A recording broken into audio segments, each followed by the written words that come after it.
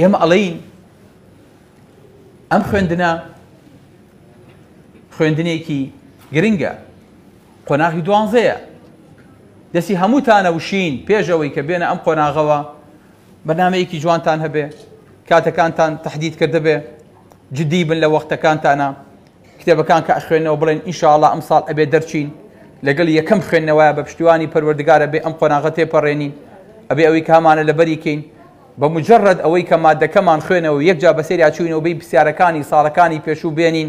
خۆمان فێرکەین، خۆمان وارابێنین لە نوێژی بەیانیەوە بەخەبەر بین، قاو چامان لابێت لە ڕۆژانەیە کە بە ڕۆژوونین،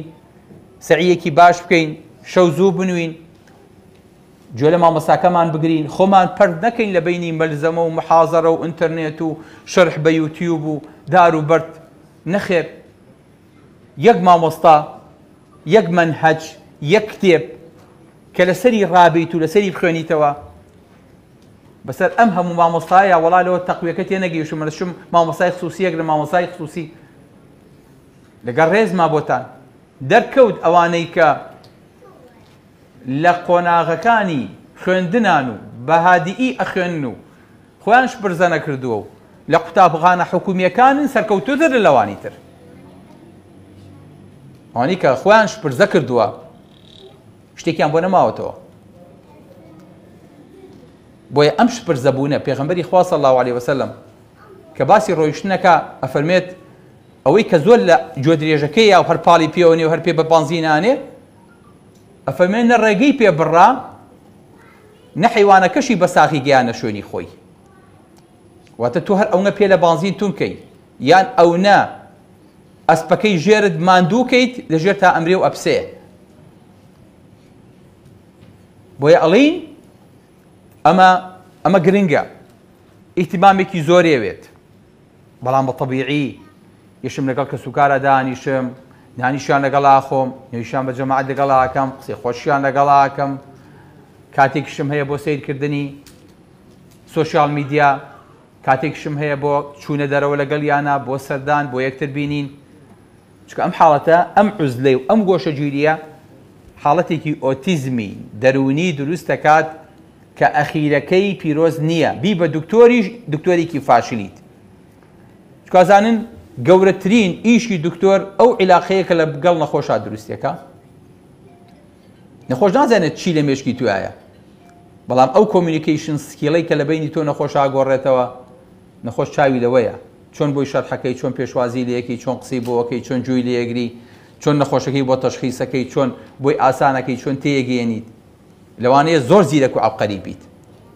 بەڵام ئەم بەهرەیەوتیانە بێ لەو سەرۆئینسانێکی کۆمەڵایەتینی دۆ دکتۆرێکی فاشلیت. بۆیە مەفروض نییە تۆ لە کۆمەلگاکە و دابڕی لەبەری کە سەعیو هەیە. بەڕێزەکانم، ئێمە ئەمانەوێت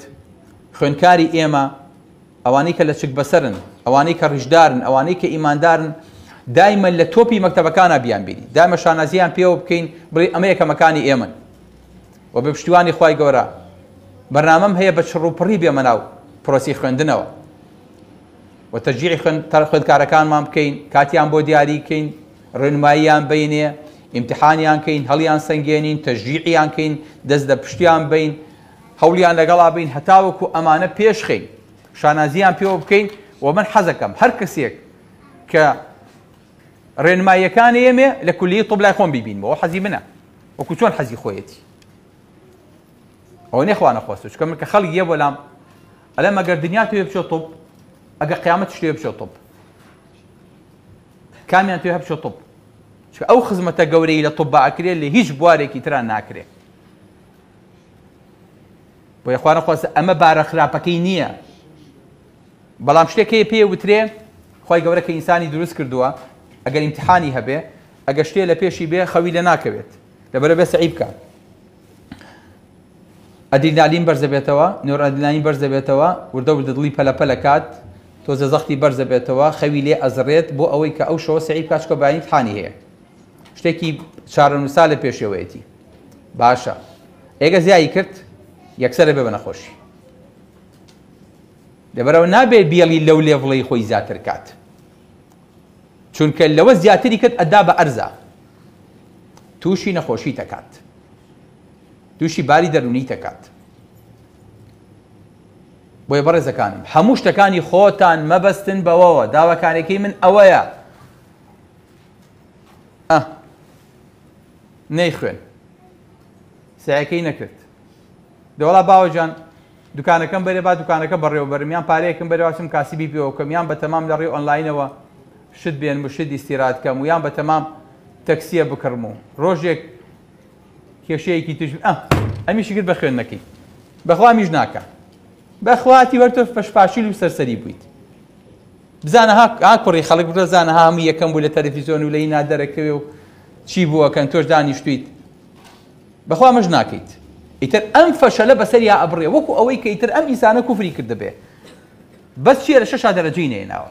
یعنی ئەوەی لە 6 دەرەجەی هێنا ئیتر مە سەرکەوتووە ئەوەی دەرەجەی نێنا فاشیلە نەخێر. لەوانەیە کە دەرەجەی نێناوە دایکێکی زۆر سەرکەوتوو بێ، داعیەکی زۆر بەڕێز بێ، زۆر گەورە بێ، مامۆستایەکی زۆر لێهاتوو بێ کە ئێمە زۆر پێویستمان بە مامۆستاکانمانە ئەمڕۆ.